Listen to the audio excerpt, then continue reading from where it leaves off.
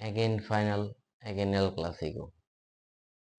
ভাই গতকালকে রাত্রে অ্যাটলেটিকো মাদ্রিদ আর বার্সেলোনার যে কোপা দেল সেমিফাইনালটা গেছে ভাই, মানে খেলাটা সেকেন্ড হাফে খুব ভালো খেলছে। অ্যাটলেটিকো মাদ্রিদ যথেষ্ট চেষ্টা করছে ম্যাচটা বের করে আনার। ফার্স্ট লেগে 4-4 ছিল। তো সেকেন্ড লেগটা যেহেতু অ্যাটলেটিকো মাদ্রিদ মাঠে ছিল, তো এতটা ইজি ছিল না যে বার্সেলোনা ম্যাচটা বের করে আনবো। অ্যাটলেটিকো মাদ্রিদ ভালো খেলছে, ওরা যথেষ্ট ট্রাই করছে, চান্স ক্রিয়েট করছে, কিন্তু ওরা ফিনিশিং এর দিকটা ভালো করতে পারে নাই। ভাই বার্সেলোনা যে ডিফেন্স গুলা করছে, কুন্দে, ইনিগো মার্টিনেজ, ওরা যেভাবে খেলছে, মানে ওরা আবার যান জীবন দিয়ে ফেলছে এই ম্যাচটার জন্য।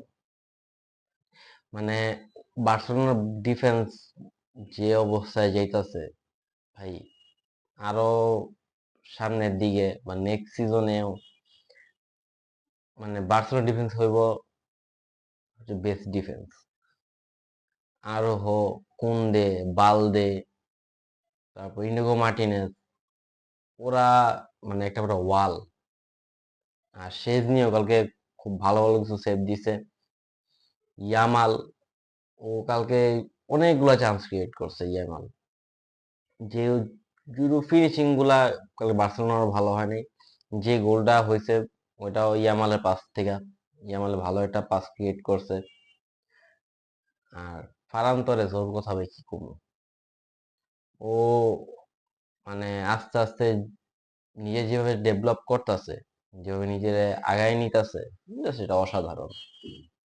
আশা করি নেক্সট সিজনেও ওইভাবে খেলা যাবো।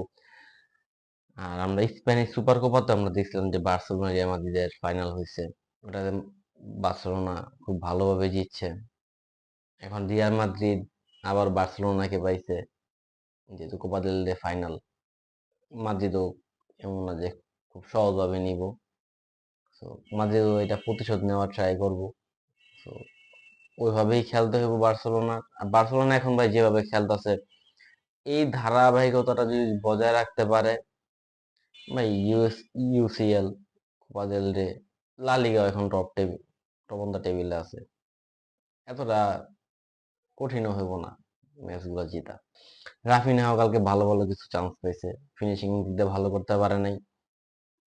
আর মিডফিল্ডের কথা কি কম ভাই, পেদ্রি, গাভি, ডিয়ং, ওরা ভাই এমনি তো ভাই পুরো একটা পুরো খেলাটা কন্ট্রোল করে ওরা। বার্সেলোনা নিয়ে আর তেমন কোনো কিছু ভাই বলার নাই। জাস্ট আমরা দোয়া করি, আমরা চাই যে বার্সেলোনার সামনে ম্যাচগুলো ভালো খেলুক। আর লিগ এবার যেহেতু লা লিগা টপ অন দা টেবিলে আছে, লা লিগাটা আমরা সুন্দরভাবে জিততে পারি। আর সামনে তো এল ক্লাসিক ফাইনাল। আর আরেকটা কথা আপনাদের সাথে বলতে চাই যে যে এখন শিডিউলটা বার্সেলোনা বা রিয়াল মাদ্রিদের, দুই দুই তিন ম্যাচ পর পর, দুই তিন দিন পর পর মানে একটা করে ম্যাচ পড়ছে।